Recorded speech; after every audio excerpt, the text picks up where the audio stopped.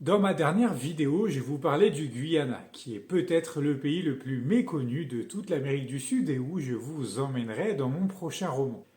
Eh bien, cette semaine, le peuple guyanien, à ne pas confondre avec les Guyanais, qui sont, eux, les habitants du département de la Guyane française, ont élu leur président. Et c'est le président sortant qui a été réélu, Mohamed Irfan Ali.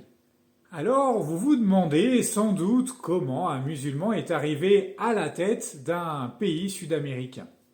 Eh bien, sachez que pour le Guyana, c'est quelque chose de tout à fait logique.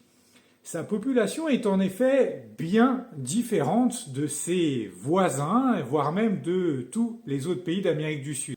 Le Guyana a en effet une grosse communauté originaire de l'Inde, du Pakistan ou du Bangladesh. Ces Indo-Guyaniens, comme on les appelle, sont d'ailleurs la première communauté démographique du pays.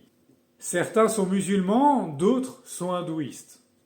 D'ailleurs, ces religions sont tellement pratiquées dans le pays que certaines fêtes religieuses musulmanes ou hindoues sont même des jours fériés. Aux côtés de ces Indo-Guyaniens, on va trouver les Afro-Guyaniens, qui sont eux des descendants des esclaves importés d'Afrique. Ils représentent la deuxième couche démographique du pays. Ajoutez à cela quelques Amérindiens quand même, et puis un soupçon de Blancs, qui sont des descendants, eux, des colons britanniques et hollandais, et vous avez la démographie du Guyana. Petit par la taille et par la population, ce pays n'a rien à voir avec le Venezuela ou le Brésil, par exemple, ses deux grands voisins. Dans mon prochain roman, je vous emmène justement le découvrir.